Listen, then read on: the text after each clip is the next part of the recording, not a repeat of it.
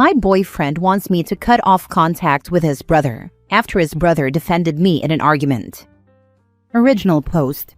My boyfriend John, 24 male, and I, 21 female, have been together for 2 years.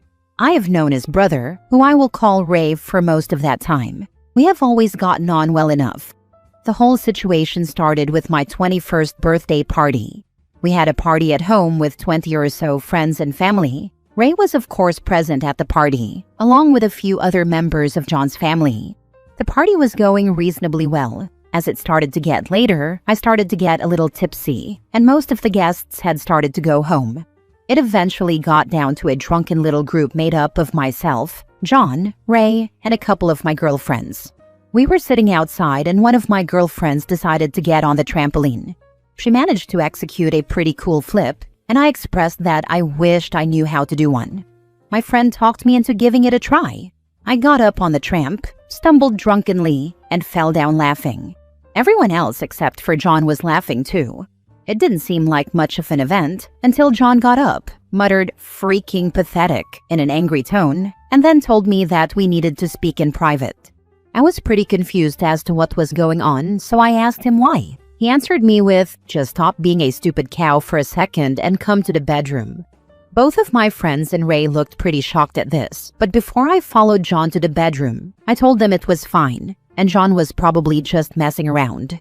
He can have a real temper sometimes, particularly after a few drinks, but I didn't think that would be the case in this instance, as literally nothing upsetting had happened. Cut to me and John in the bedroom. He shuts the door and starts really going off. He tells me that I'm a disgusting drunk idiot and that I was showing off like some kind of pathetic wannabe by messing around on the trampoline, that I was an embarrassment to him and that I was to go to bed now and not leave the room until morning so that I would be less of an idiot in front of company. As this is going on, he is getting louder and louder and is slamming things around the room. I went to leave as I was quite upset at this point, but he blocked the door, so I sat down on the bed. Ray was banging on the door and told John to open it. John went out into the hall and I could hear him and Ray arguing. Next thing I know, Ray comes into the room and says to go with him. I was sobbing like crazy at this point because I hate confrontation in general, so I just nodded and went with him. Ray made sure my other friends had left, and then we both got into a taxi.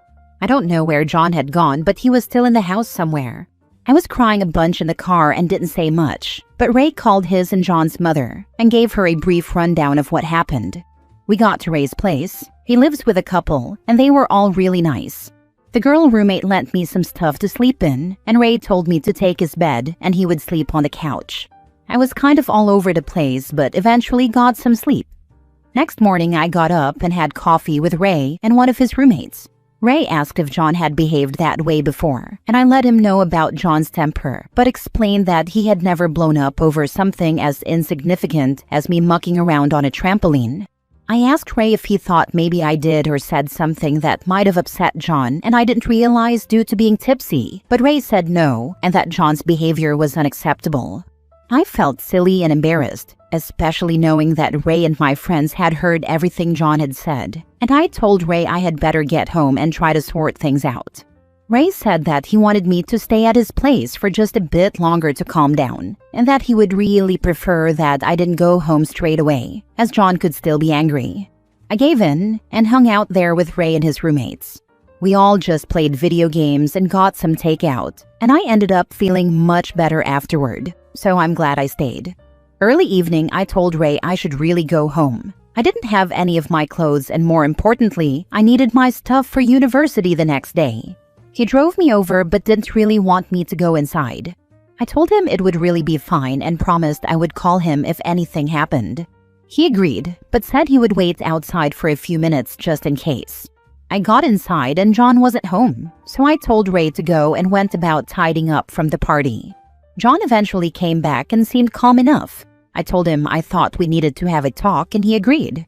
We sat down on the couch and I explained to him that I didn't like the way he spoke to me last night and asked for an explanation. His response was, "I will discuss that with you. After you delete Ray's phone number, you won't be speaking to him again." I was confused as all heck at this and asked what that had to do with the matter at hand. He told me that Ray disrespected him by interfering in our relationship and that we were cutting ties with him. He told me he wouldn't discuss anything else about the night before until I did that.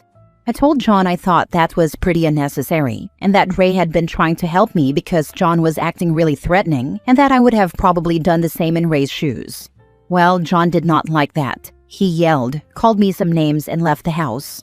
After a few hours, he sent me a text. I am sorry for yelling, but you need to respect what I want if you want the same in return. This can't be one-sided. Delete Ray's number and we will finish the conversation. Love you. I replied that I needed a little time to think and said I would be sleeping in the spare room when he got home and to please leave me alone for a while.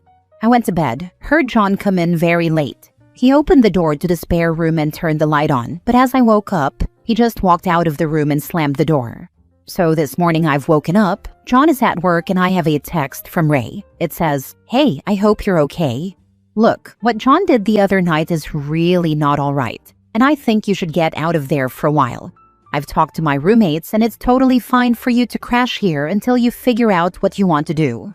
So that leaves me where I am now. Don't know what to do about the situation. Do as John asks and cut contact with Ray, or take Ray's offer of some space away from John to clear my head.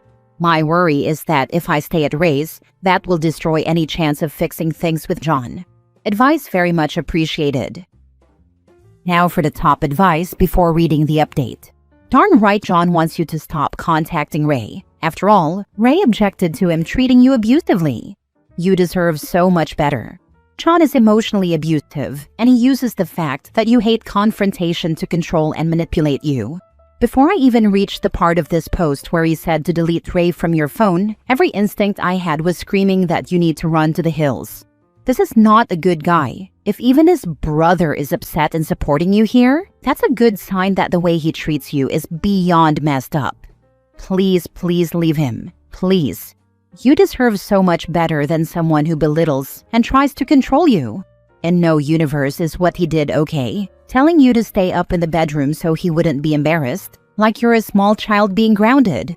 Every single red flag is waving here. Please get out and stay at friends with Ray. He seems like a solid good guy. Thanks for your advice. Everyone here has been really nice. It is making me look at this situation in a different light.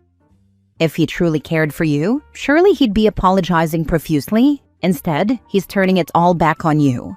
He's trying to manipulate you by refusing to engage in any discussion of his awful behavior until you cut contact with the one person who protected you from his torrent of abuse.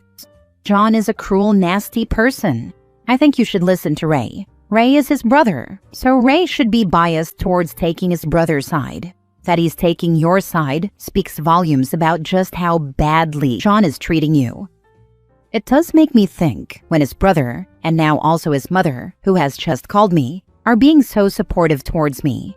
John has had a bad habit of name-calling for as long as I can remember. It has always bothered me, but the last year or so it has gotten worse, much nastier. We have had good times though, and I don't want to ignore that. I'm just in a pretty messed up place at the moment. You need to get out of this relationship. If even his own brother is sticking up for you and not him, that should tell you something about John's lack of character. And the fact that John is trying to isolate you from someone who stepped up to help you also speaks volumes. Get out before he turns violent on you. He hasn't been physical before, but there have been a couple of occasions where he has gotten really in my face and swung his hands around a lot that made me nervous. I told him it made me feel scared once, but he got really upset and said that it was insulting that I would think he could hit me. Edit. When I was able to come back and check on this post, I was amazed at the enormous amount of comments and messages I received. There has been a lot to catch up on, and I am reading everything. Thank you to everyone who has given their advice. It has cemented the decision I've already made about getting out. But quite a bit has happened in the last days, so I will be doing an update for anyone who is curious. I will try to get it up in a few hours. Again, thank you to everyone who has commented or messaged me. I'm truly touched by all the helpful and caring responses I've received. Now for the update. After Ray texted me, I replied to him asking if he had known John to behave like this with other girls in the past. Over the course of many texts, it came out that he often yelled at and belittled his previous girlfriend in front of others, and some of his friends and family had suspicions about how far he was taking it. After the breakup, the girlfriend posted some stuff on Facebook about how John had hit her, said awful things to her, and did other things like spying on her and deleting people from her phone behind her back. Initially, when this happened, Ray and his parents questioned John, but he insisted that the physical abuse accusations were not true, and that his ex was saying those things to cover up the fact that she had allegedly cheated on him. John admitted to yelling at her, but he told his family that she did the same, and just as often. His family eventually accepted that, but Ray and his parents were always wary of John's behavior, and Ray in particular had made a point to keep an eye on things. John's ex apparently had also called Ray around 6 months after myself and John had gotten together and asked him to help me if anything happened. At the time, Ray was not quite ready to believe John would physically abuse anyone, but he told her all the same that he would watch out for me or any other girl in the future. Ray told me that after the way he saw John behave at my party, he became more convinced that John was likely to get physical, and that was why he chose to step in. He also told me that even if it didn't go that far, I should not put up with how John treated me. I agreed. What Ray had told me, and all the information and support I received here, had me pretty convinced that I was not in a good situation. I decided to go and stay with Ray and his roommates for a short time. I don't have too many other options for accommodation this urgently. My parents live too far away, and the few friends I could stay with are other girls with enough on their plate, and I didn't want to risk bringing this drama to their doorsteps. In retrospect, I'm glad I chose to go to Ray's, because I feel like what followed could have been even more frightening and dangerous if only myself and another girl had been present. I didn't have much time to get my stuff together before John was due to arrive home, so I packed a few bags of essentials and valuables, along with my school things, and Ray picked me up. I left a note at the house for John saying I was leaving and that I did not plan on returning, other than to retrieve the rest of my things. I didn't tell him where I would be staying and that I would rather he didn't contact me directly, suggesting he communicate through his mother instead. I got to Ray's and got settled in. While choosing to leave was difficult and I had a few bouts of crying, I also felt immensely relieved. Ray and their parents came around and brought some dinner. They were incredibly nice about everything and told me I had to do what was best for me. We always got along well, but I never expected them to be so kind and supportive given the situation. Halfway through dinner, my phone rang. It was John. I did not want to answer it, and everyone else agreed that was probably a good idea. After my phone rang out, Ray and their mom's phone began to ring. Predictably enough, it was John calling. His dad answered the phone.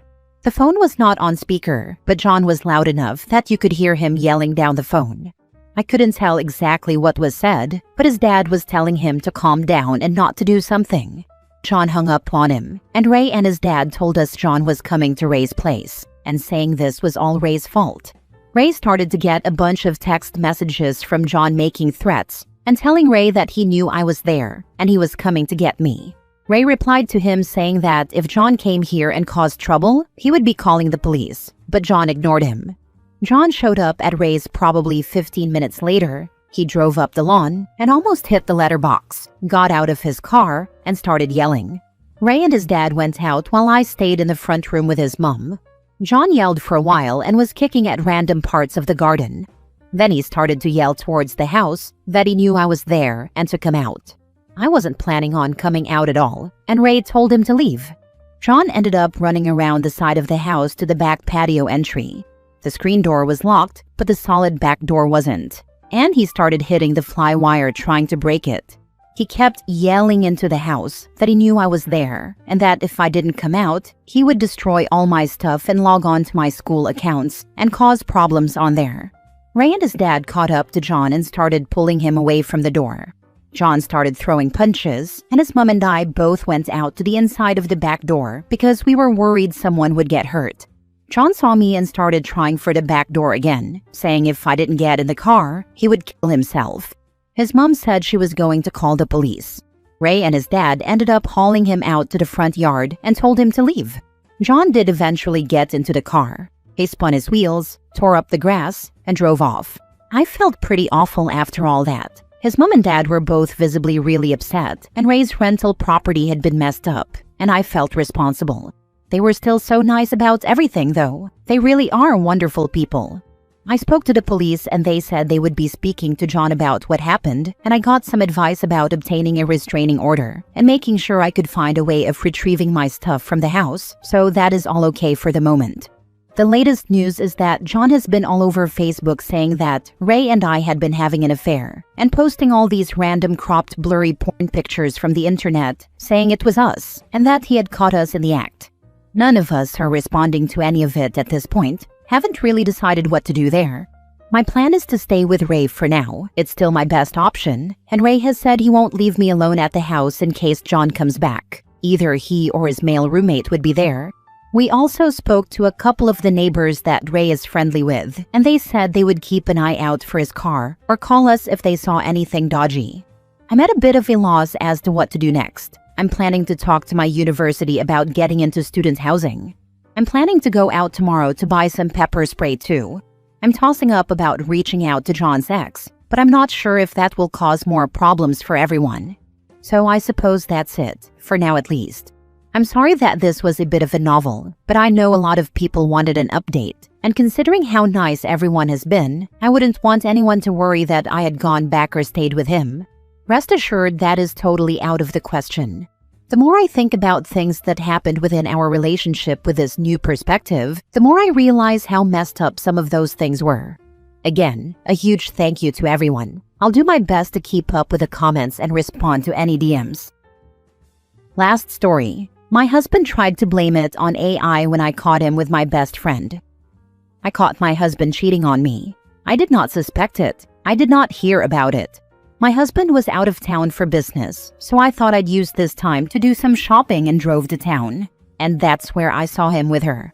I called his name and he looked like he was seeing a ghost. He fumbled his words and asked, "What are you doing here?" I didn't say anything, then he just blurted, "It's AI." I started laughing, forgetting my misery for a moment. He realized what he said, so he said, "No, it's not what it looks like, and let me explain."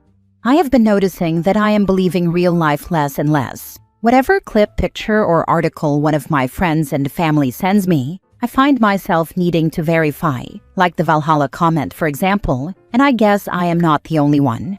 My husband has probably already planned to blame any indiscretion on AI should I have found out any other way than how I did. This was his default response. It is sad. I guess he was prepared for if you found something on his phone. Exactly my thought. I'm sorry, but that was pretty funny. I find it very funny too. I told everyone around me and they couldn't help but laugh with me. At least your divorce lawyer will love that story. In a few years, I hope I do too.